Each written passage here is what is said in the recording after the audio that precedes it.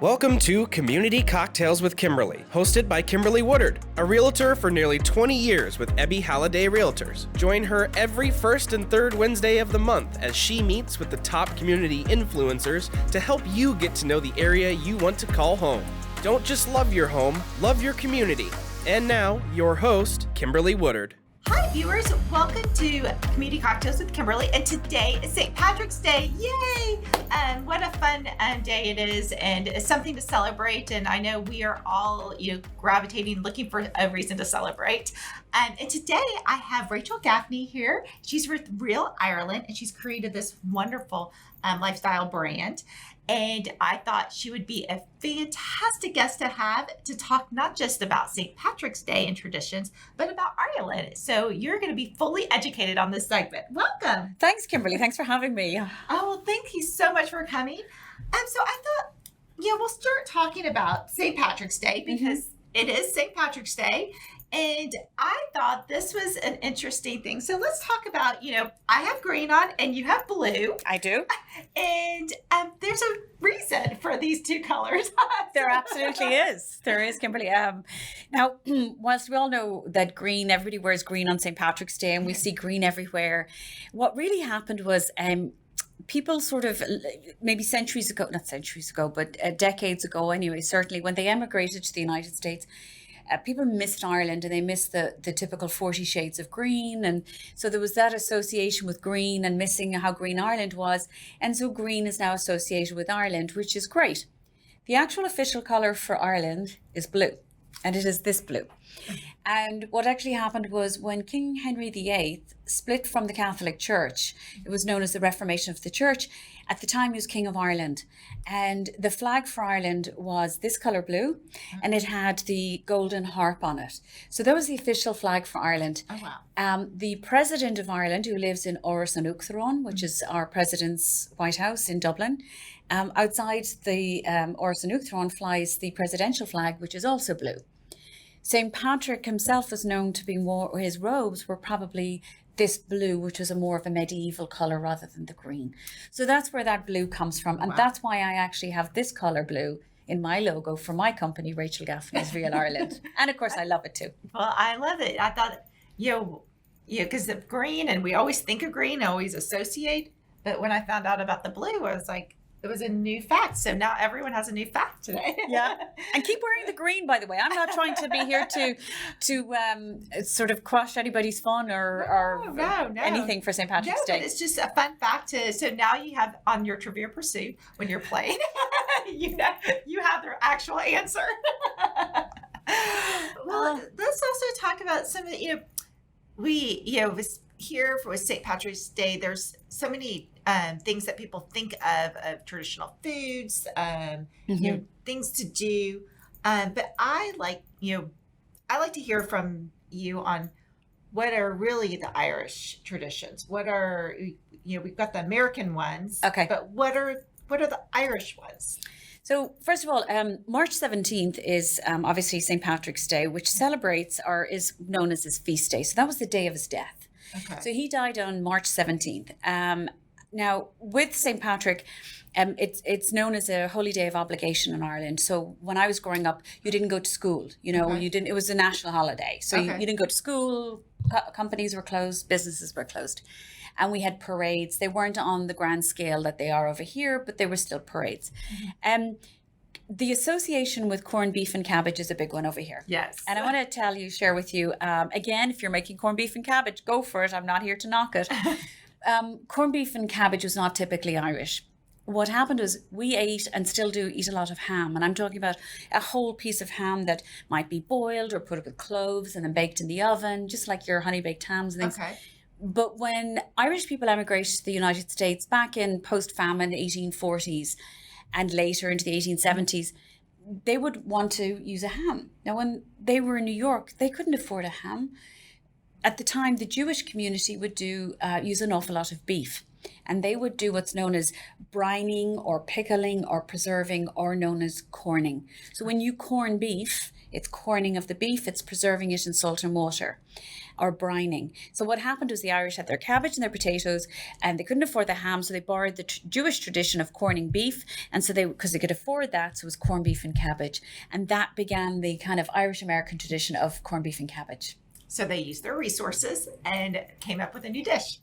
And then, of course, the other one is soda bread. Everybody goes on about soda bread. An authentic Irish soda bread does not have raisins and caraway seeds. Okay. That is sweet. You would have that as a tea loaf or something.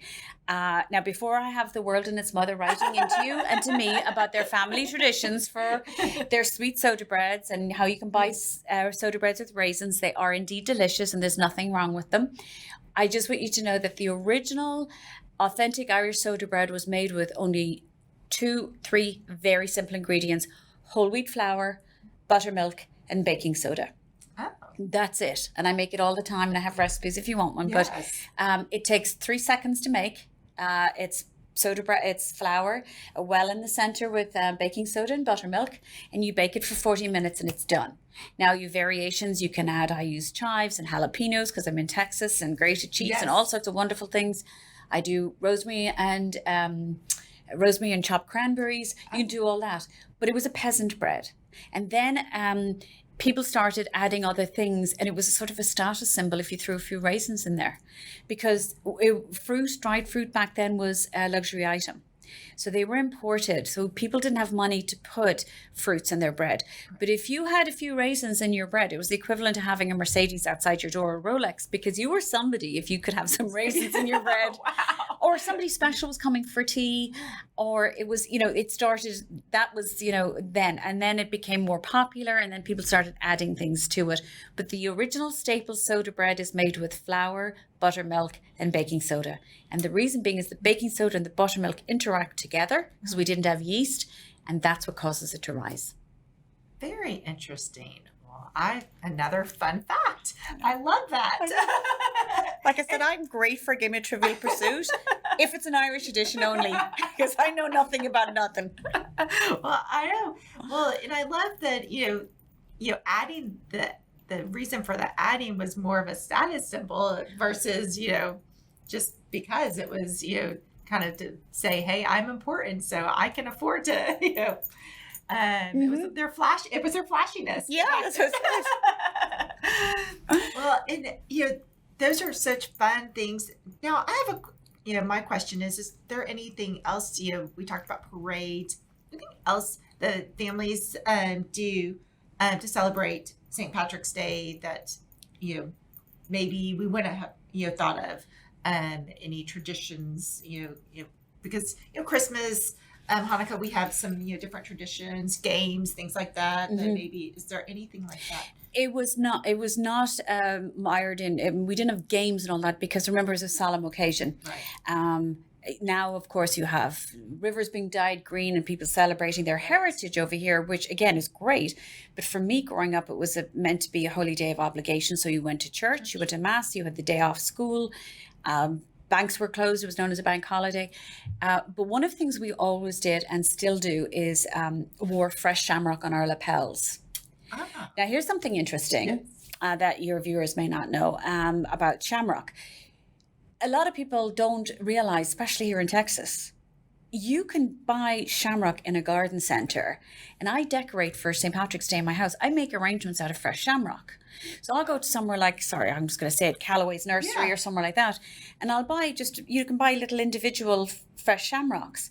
And I plant them on my flower bed in the patio and they'll stay all year round. I've had my shamrock growing for years. Oh, fun. But I'll put them in a bowl on the table. I have some driftwood. Yes. And I do mine with some moss and some fresh shamrock. I put some soil into it. And then some moss and some shamrock, and there's my table arrangement. And it looks so good. Oh, beautiful. And it's easy to buy here in Texas, and it grows all year round. You can throw it back in the garden when you're done. Think about decorating with shamrock. Would not have thought about that. I love driftwood. One of my girlfriends, Justine, if you're listening, this is all up her alley. Oh, really? Yes. She decorator girl. She loves herself, so her driftwood. So Yeah. now I can see her having a display for St. Patrick's Day on her table. Well, let's throw down the challenge. Let's see if she Yes. does a nice display for us. Yes. I'm going to tell her that she's going to have to put do a display and post it. Yeah. And I'd love to hear from people. I said, would you? I'd love to hear how people decorate their houses if they do for St. Patrick's Day. Yeah, I think it kind of depends. I mean, the last couple of years, a lot of the festivities, that we saw because of COVID, Yes. were canceled, and people just love to celebrate. They love to go. They drank their green beer. I'm scared to say that. It's all right. It's okay. But I'm not here to rain in anybody's parade. I just want the other side. But I'm not a beer drinker anyway, Yeah. so I would have taken maybe a glass of wine, and it would not have been green either. Yeah. But people just have all these celebrations, and then this, and I don't know what's in store. I think a little bit more, people are doing a little bit more because they're doing a little bit more gatherings, even if it's just an intimate gathering of small, groups. I don't think people understand the depth of, you mentioned about maybe having a glass of wine. I don't think people even understand the depth and knowledge of, there's a book out there called A Kingdom of Wine, written by Dr. Ted Murphy, who's from Cork, which is where I'm from in Ireland. Okay. And it won the Gourmand Award for the best book ever written in English on wine history. And it's all about the Irish and the wine business. So places, people, and things you don't know about, which is what I do in my show, Yes, in my that's business, right. which is all about. So if you think about cognac, everybody knows cognac, right? Richard Hennessy is from Cork, and he fled Ireland when we were being occupied by the British and settled in France, and he settled in Cognac, and he started a little business called Hennessy Brandy. So Hennessy's cognac is Richard Hennessy from Cork, the River Blackwater. That home, his family home, was bought by Michael Flatley, who we all know from Riverdance, the lead dancer. Yes. So that stately home, and there's all these connections. And did you know that there's a connection with the White House with Ireland? I did not. Right. And I don't mean because of presidents. When George Washington was building the White House, which was not called the White House back then, they were building the home of the president or the president's residence. The architect at the time, he fell out with him. I do not know what the fallout was over, but they did fall out. So he got rid of him. He decided or realized he needed a new architect. So they put it out for tender. It was almost a little competition to see who would come up with a good plan for a new residence for the president. The gentleman that was awarded the contract, who won, was a gentleman by the name of James Hoban. And James Hoban is from Kilkenny in Ireland. Wow. So it was an Irishman that actually built the White House. An interesting fact. Yes. He had also built a beautiful building in Charleston. It was the courthouse building in Charleston. So Beautiful. A lot of connections with Ireland, Irish people, and things that people don't associate with. So there's a little tidbit for you about the White House. Yes. So to go back to St. Patrick's Day and the food, I think Irish food gets a bad rap because if you look at the internet and look at all the images, if you were to Google Irish food, all the images that come up are mashed potatoes and sausages and just stodge, and the visual things are terrible. Right. I'm going to challenge everybody to do this, to go to Instagram and put in the hashtag, "This is Irish food." Okay. Which is a movement in Ireland, which I strongly believe they should be adding the hashtag Irish food as well, because people are searching for Irish food. Right. But when you see what Irish food looks like, because I didn't grow up on corned beef and cabbage and mashed potatoes and all that stuff. Yeah. It was, what is Irish food? It is fresh fish from the sea. It is grass-fed cattle. That's all I knew. My father and mother bought the fish from the fish market every Friday. All of our cattle are grass-fed. Incredible salmon. We are a nation who loves to bake. So everything, from apples and blackberry pies and all of, an awful lot of baking. We create some of the best craft beers and gins in the world that people don't realize. So our food is not what you think. Right. Which is why I take people with me. We go on these great trips. You'd be great fun of one. I do these girls' trips. Oh, I'm there. Honestly, Yes, so I know I've taken a lot of group of girls from Dallas, and we've gone over and we stay in castles and that, but we go out on the beaches and we go foraging for seaweed, and you learn about the nutritional value and how to cook with it. Like we'll do a gazebo on the rocks and do tastings with peat smoked, like Connemara peat smoked whiskey. Oh, wow. And, seaweed and alaria, butternut squash soups and all of these things. And then we'll do the luxury side of the castles and everything. But you'll learn about farmhouse cheeses, but not in a boring way. But I want to take people out and feel experience it. Get your welly boots on. Yes. Get your raincoats on and go. About it. Oh, and I love to hear that, it's not, I will say I don't eat beef. So corned beef and cabbage is never on my menu. So but I am all about the fresh, the fresh seafoods and fresh. We don't do as much. You see, that's the thing. We don't do stodge. Oh. And I like that because whenever I go back to Ireland, I'm sorry to say this, but I always feel better when I go home, when I go back to Ireland, because I eat so well. Our portions are still smaller and our food is clean.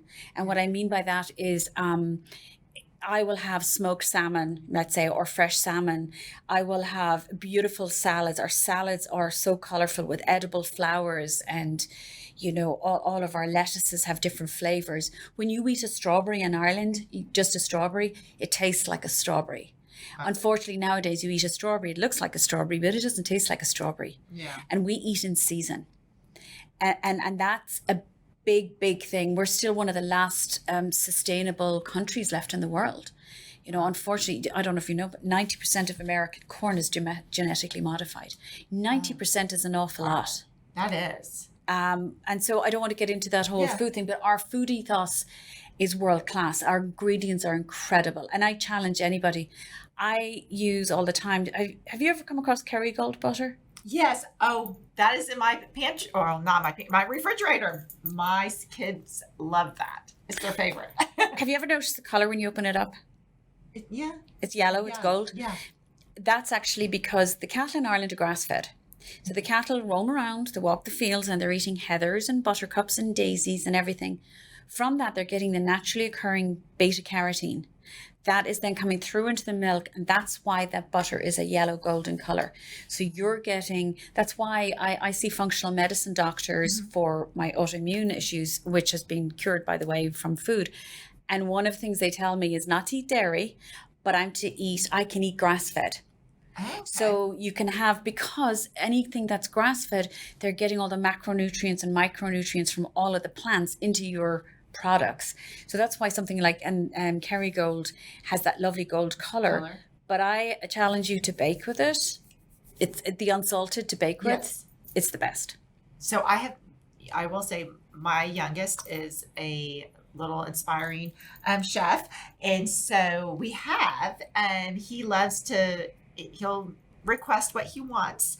It is not the cheaper, it's a little bit more expensive than, and what you get for that is not very much, but it's good. Well, I buy mine, you can buy it in Costco.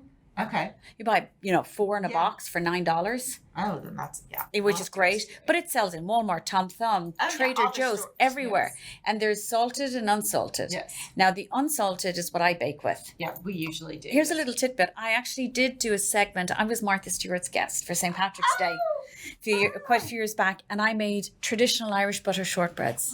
So if you want that recipe, I need to get you the link. But it's still there online. She still has it on there because it's so popular. And I'm making these shortbreads with this unsalted butter.